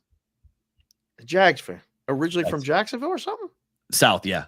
South. Okay, all right. So there's a reason why. Same thing like Emerson. Same thing, right? Originally from the South. They're in the media. There's only 2 Jags fans I know. Yeah. Dr. Greg's a big Jacksonville fan. Okay. But I don't know. He just sent me a text so we get, he likes the Saints. Okay. I don't hate. I mean, I like the Jags, but I'm not betting it. I'm not even watching it. So Saints win, not going to be shocked. But if the Saints do win, I'm good because then it's low scoring. So right. Okay. Jags win. Jags can go over. It's dog and over or under and favorite. So it's cross correlation on this, but that's how I am on this. Houston money line plus 102.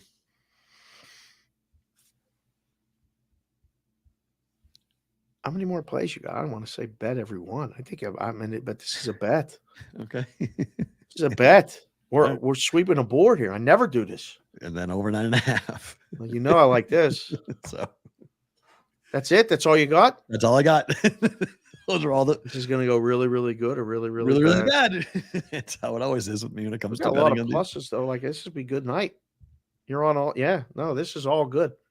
I think this is 6 bets. This is 4 and 2 or better.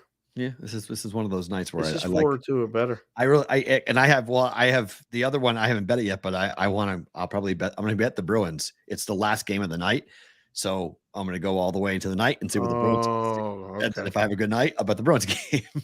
Right. And so I very well might be on the Bruins in regulation, puck line, team total. I'll be on something for the Bruins.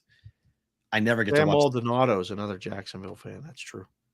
Pamela Maldonado. Oh, she is a Jaguars. She's a Jacksonville fan. Right. Yeah. She's yeah. Thanks, football guy 97. He is. Yeah. He loves her stuff. He always comments on her stuff. Yeah. Yeah, that's right. She's a Jags fan. I forgot about that. Okay. Yeah. That's interesting. Okay. Do we have any super chat? Yeah, we had somebody blew one out. It's not a big long one. Who was that? You're frozen. Come on. There we go. Come back, please. I should be back. There you are. Okay. Goodness gracious. Crunchy. I can't do all this. Whoa. What do we got? It's a 5-0 spot. No, okay. He said, I'm missing roll call Friday tomorrow. Let's go, Dave. Ready? Okay. Yep. Michigan State plus 24.5. Good luck with that. BYU. I don't want that. BYU plus 4.5. I think that one. I'm falling for BYU. I fell for it last week. I'd probably bet it again. Yeah, bet that one. Okay. CSU plus 7.5. Who they playing? I don't even know. Colorado State in the Mountain West. Colorado State is playing. Let's look quickly. I honestly don't know.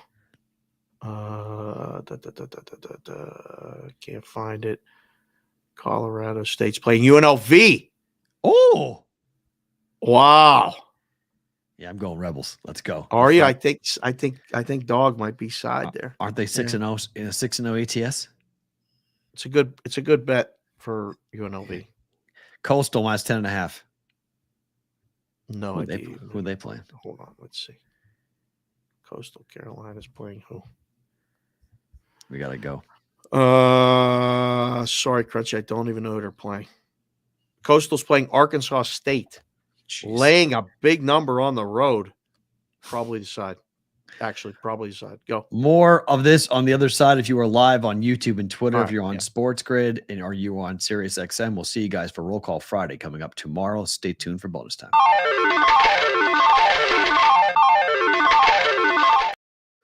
Okay, continuing on with Utah plus 7 and money line. Not bad. UCLA, lay it, yes. 17 in the NFL. Cleveland, Indy under. Love it. Not like it, love it. And I don't John- say love too often, but I really like that one. Giants plus 3. Makes sense. Pittsburgh Rams I like plus, over. under 44. Chargers plus 5.5. Makes sense. Miami team total over 24.5. Yes. Alt line parlay went 2-1 last weekend. Let's put this in. I'll put it in the Discord this week. Thank you, Crunchy. Every time I bet in regulation, they go into effing overtime. So I'm fucking betting the tie next time too. Not bad. Chris Covey, you want to crack down? Then someone from the federal government needs to tell the states dragging their feet to hurry up rather than ban books and shit. It's not crazy. Not So, out of the realm. good stuff, bud. Good stuff, buds. I really appreciate it. Favorite thing about today is what? Look at this, right in time. Beautiful. Perfect timing. Perfectly. I got on a Twitter Spaces today with the Wager Wire guys. Yeah. The doctor was there. Jedi was there. Daniel Wallach was there. I'd never spoke to him before, but he's educated. Yep. Lawyer. Does a podcast, I guess, now as well. Like Content guy now. Yeah. Discussing the Florida legislation and what's going on. And I just jumped in, and it was a very productive conversation. Wasn't trying to be controversial. It was just trying to present other sides. And he was very open and receptive to it. I thought we had a very good discussion. So it was good to hear someone who has the law backing, has the experience, come right out and say, look, I don't know about all this gaming stuff as far as the business side of it. You know, because we were talking about this GGR and what these numbers mean. Gross gambling revenue. Right. Which is handle a lot of times. For the casino. Different. Right. It's a different measurement. Handle for the book. Gross gambling revenue is for the overall property, everything. Correct. And it was really good. It was just a good discussion. It set off the day. I happened to just look down and saw that it was on there. And I invited him on the show. Oh, good. He said he'd come on the show. Yeah. Anytime when it fit in his schedule. Yeah, I've done a bunch of stuff with Dan over the years. He was Yeah.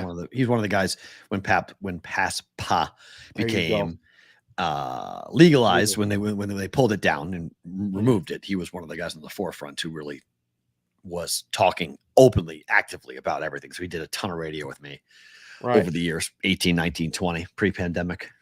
Yeah. So that's so far. That's my favorite thing about today. Hopefully our phone call here in a little bit is going to be good. And then 3 we'll minutes. have baseball all afternoon. That's it.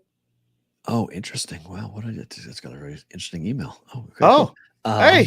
Just came across I was like, what's that? My favorite thing about today, what happened yesterday, and I'm grading it today, but it's always really fun when you get a group of kids and you start to kind of mold them, and then their first big test, the first big moment is their midterm, where they have to stand up and do a 30-second PSA that they have memorized, and they're under camera, they're on microphone, they're under the lights, and just kind of watching some of them shine. And it was really cool yesterday. Some of them really they wrote it well. They delivered it well. It was funny. It was good. I walked out of yesterday. It took us 32 minutes to do 12 kids, banged it out. It was beautiful. That's my favorite thing about teaching. It's almost like I'm a coach and I just watch the kids perform. It's the best. And they all walked out with their chest puffed out, and they all felt really good about themselves, and they all felt really proud that they accomplished it. And I was like, guys, that was really, really good. Like, I'm really proud of all of you. And for like 5 of them, they had never been on camera before in their life like that. All right. And so it was the first time they'd ever felt that experience. And like, I asked a couple of them, I was like, what did your heart feel like? And they're like, it was slamming in my chest. I was so nervous. It's like, that was exactly why we did this. I was like, this was perfect. So Right. it happened yesterday. I woke up today. So I got all the they sent me all the video this morning, and I was going through some of it this morning, and I was like, it was really cool to see the kids do it really well and perform under pressure in front of their peers, being recorded, and we get to go and review it on Monday. We'll watch it back together and kind of go through it all. But it was really cool. So seeing that this morning, that was my favorite thing about today, was seeing the kids today this morning. You guys waited this long and you're here. We're giving a hat away tomorrow. We're telling everybody who gets it because we have done it. We said we were doing it. Yeah, we haven't told anybody. They're making a running joke in all week. Another day. No details about the hat. Because here's the thing. Okay. We said 1 in 5,000, and we do. But if I'm going to do a random number generator, I'm going to come up with like 3,428. Okay. Something random, right? I got to count 3,400 accounts. Like, it's going to take, I can't do it on the air. That's the problem. The midterm's done. So we'll get it done. Yeah. Somebody's getting a hat tomorrow. I'll do it. I'll pull the number before the show. I'll count it down, and then I'll tell you who it is tomorrow. So I'll tape myself doing the random number generator, and put it out so you guys will be able to see who gets the hat. Roll call Friday. Tomorrow, Roll Call Friday. We will talk to you tomorrow for BBB.